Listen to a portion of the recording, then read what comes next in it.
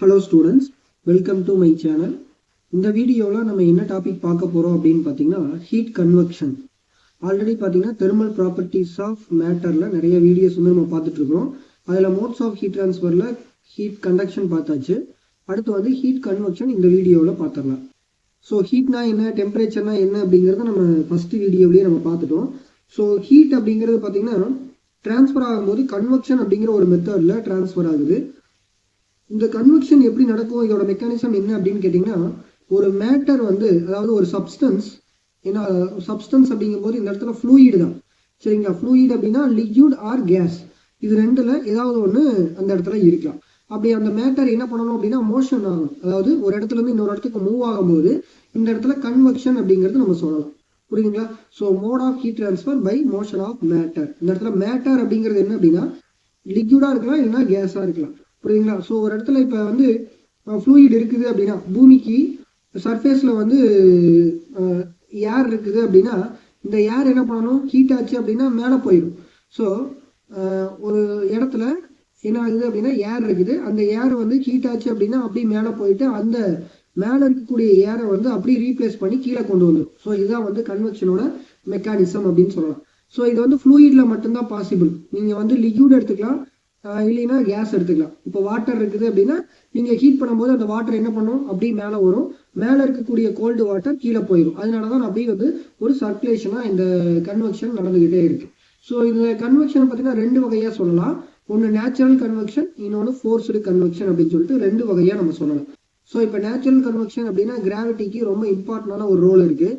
என்ன அப்படின்னு பார்த்தீங்கன்னா, கிராவிட்டி எப்போ அட்ராக்ட் பண்ணும், டென்சிட்டி அதிகமாக இருந்துச்சுன்னா அட்ராக்ட் பண்ணும். இப்போது நம்மளோட பூமியோட சர்ஃபேஸில் காற்று இருக்கிறதா எடுத்துக்கலாம். ஸோ சூரியன்ட்டு அந்த ஹீட்டை அப்சார்ப் பண்ணும்போது அந்த காற்று என்ன பண்ணும் அப்படின்னா டென்சிட்டி கம்மியாயிரும். அப்படி டென்சிட்டி கம்மியாச்சுன்னா அது மேலே போயிடும், மேலே இருக்கக்கூடிய காற்றை வந்து ரீப்ளேஸ் பண்ணும். அப்போ மேலே இருக்கக்கூடிய டென்சிட்டி அதிகமான காற்று, அதாவது கோல்டு ஏர் என்ன பண்ணும் அப்படின்னா சர்ஃபேஸை நோக்கி வரும். ஸோ இந்த மாதிரி என்ன ஆகும் அப்படின்னு பார்த்தீங்கன்னா, இந்த கிராவிட்டி வந்து டென்சிட்டி அதிகமாக இருக்கக்கூடிய ஏரை புல் பண்ணுறதுனால அந்த ஏர் வந்து சர்ஃபேஸில் வந்து இந்த மாதிரி ரொட்டேஷன் ஆகிட்டே இருக்கும். இதே மாதிரி தான் வாட்டருக்கும். நீங்கள் வாட்டரை ஹீட் பண்ணும்போது என்ன ஆகுது, வாட்டர் வந்து பாட்டமில் இருக்கக்கூடிய வாட்டர் சூடாயிட்டு அப்படியே மேலே வரும். ஸோ மேலே இருக்கக்கூடிய இந்த கோல்டு வாட்டர் கீழே போகும், அப்படியே வந்து ரொட்டேஷன் ஆகிக்கிட்டே இருக்கும். ஸோ இதை வந்து ஃபோர்ஸ்டு கன்வெக்ஷன் அப்படின்னு பார்த்தீங்கன்னா, இந்த ஃப்ளூயிடை நம்ம என்ன பண்ணணும் அப்படின்னா ஒரு பம்ப் மூலமாகவோ ஸோ வேறு ஏதாவது ஒரு விஷயம் மூலமாகவோ என்ன பண்ணுவாங்க அப்படின்னு பார்த்தீங்கன்னா, இந்த ஃப்ளூயிடை வந்து ஃபோர்ஸ் பண்ணுவாங்க. ஃபோர்ஸ் பண்ணும்போது என்ன ஆகுது, அது அந்த கன்வெக்ஷனுக்கு உட்படுது. அதாவது ஃபோர்ஸ் பண்ணும்போது ஒரு இடத்துல இன்னொரு இடத்துக்கு மூவ் ஆகும் இல்லையா, அப்போ வந்து இந்த ஹீட்டை எக்ஸ்ட்ராக்ட் பண்ணி போச்சுன்னா அது வந்து ஃபோர்ஸ்டு கன்வெக்ஷன் சொல்லலாம். இதுக்கு எக்ஸாம்பிள் கேட்டிங்கன்னா பம்பு சர்க்குலேஷன் கூலிங் சிஸ்டம் சொல்லலாம்.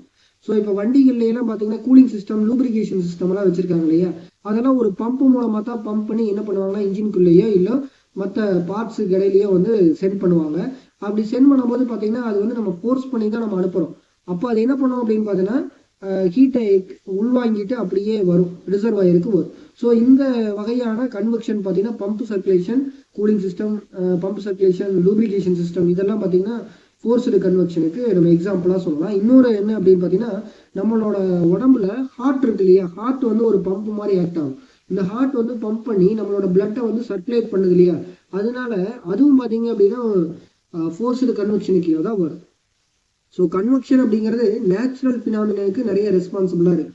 அதாவது நமக்கு வந்து கடலுக்கு பக்கத்தில் லேண்ட் இருக்குன்னு வைங்களேன், சூரியன் பகல் நேரத்தில் இருக்கும்போது நீங்கள் கடற்கரையிலிருந்து அந்த கடலுக்கு போனீங்க அப்படின்னா வாட்டரில் வந்து அந்தளவுக்கு ஹீட்டை நீங்கள் ஃபீல் பண்ண மாட்டீங்க. எதனால அப்படின்னு பார்த்தீங்கன்னா, நமக்கு வாட்டருக்கு பார்த்தீங்கன்னா அதிகமான ஹீட் கெப்பாசிட்டி இருக்குது. அதாவது அதிகமான ஹீட்டை உள்வாங்கிக்கும். அதாவது ஒரு டிகிரி செல்சியஸ் இன்க்ரீஸ் ஆகிறதுக்கே அதிகமான எனர்ஜி அந்த இடத்துல நீங்கள் கொடுக்கணும். லேண்டில் நிற்கும் போது அதிகமான டெம்பரேச்சரை ஃபீல் பண்ணுவீங்க, அதே தண்ணிக்குள்ளே போகும்போது பார்த்தீங்கன்னா உங்களுக்கு கம்மியான ஹீட்டை வந்து நீங்கள் ஃபீல் பண்ணுவீங்க. இது டே டைமில். அப்போ லேண்டிலிருந்து வாட்டருக்கு மேலே வந்து அந்த ஏர் போயிடும். அப்போ வாட்டருக்கு மேலே இருக்கக்கூடிய ஏர் எங்கே போகும் அப்படின்னு கேட்டால் திரும்பவும் லேண்டுக்கு வரும். அப்போது டே டைமில் பார்த்தீங்கன்னா காற்று எங்கேருந்து எங்கே வீசும் அப்படின்னு கேட்டிங்கன்னா, நமக்கு வாட்டர் ஏரியாவிலிருந்து, ரிசர்வாயர்லேருந்து, அதாவது கடல்லிருந்து நமக்கு கடற்கரைக்கு காற்று வீசும். அதே நைட் டைம் பார்த்தீங்கன்னா லேண்டுக்கு ஹீட் கெப்பாசிட்டி வந்து ரொம்ப கம்மியாக இருக்கிறதுனால சீக்கிரத்துலேயே அந்த ஹீட்டை வந்து லாஸ் பண்ணிடும். அது காற்று பார்த்தீங்கன்னா லேண்ட்ல இருந்து கடலுக்கு காற்று வீசும். ஸோ இது வந்து நேச்சுரல் ஃபினாமினன். ஸோ நம்மளோட பூமியில் பார்த்தீங்கன்னா ஈக்குவேட்டர் போலார் ரீஜியன்ஸ் இருக்கு இல்லையா, இந்த ரெண்டு பக்கமே பார்த்தீங்கன்னா அன்ஈக்குவல் சோலார் ஹீட்டை வந்து ஃபீல் பண்ணுறாங்க. அதாவது ஈக்குவேட்டர் அப்படிங்கிறது பூமத்திய ரேகைன்னு சொல்லுவாங்க, சென்டர் பார்ட். ஸோ அந்த ஸ்பியரோட சென்டர் பார்ட்டில் பார்த்தீங்கன்னா அதிகமான ஹீட் இருக்கும், ஆனால் போல்ஸில் பார்த்தீங்கன்னா கம்மியான ஹீட்டு தான் ரிசீவ் ஆகும். அதனால ஈக்குவேட்டரில் இருக்கக்கூடிய அந்த ஏர் வந்து அதிகமான ஹீட்டை ஃபீல் பண்ணும். அதனால பார்த்தீங்கன்னா அது டென்சிட்டி கம்மியாயிட்டு போலார் ரீஜனுக்கு போகும். அதே மாதிரி போலாரில் இருக்கக்கூடிய அந்த காற்று, அதாவது நார்த் ஈஸ்ட்ல இருக்கக்கூடிய காற்று என்ன பண்ணும் அப்படின்னு பார்த்தீங்கன்னா ஈக்குவேட்டருக்கு வரும். ஸோ இது வந்து ஒரு ஏர் சர்க்குலேஷனை கொண்டு வரும். இந்த ஏர் சர்க்குலேஷனை வச்சுக்கிட்டு என்ன பண்ணாங்க அப்படின்னா ட்ரேடிங் பண்ணிட்டு இருந்தாங்க. அதாவது ஒரு இடத்துல இருந்து இன்னொரு இடத்துக்கு கப்பல் மூலமா போறதுக்கு அந்த காற்றை வந்து பயன்படுத்தினாங்க. அதனால அந்த காற்றை என்ன சொல்லுவாங்க அப்படின்னா ட்ரேட் விண்ட் அப்படின்னு சொல்லுவாங்க. ஸோ இதெல்லாமே பார்த்தீங்கன்னா நேச்சுரல் ஃபினாமினனுக்கு கீழே வரும். ஸோ இப்போ இந்த வீடியோவில் ஹீட் கன்வெக்ஷன்னா என்ன அப்படிங்கிறத நம்ம தெளிவாக பார்த்துக்கணும்னு நினைக்கிறேன். இந்த வீடியோ பற்றின கமெண்ட் செக்ஷனில் சொல்லுங்கள். அடுத்த வீடியோவில் பார்க்கலாம். பாய்.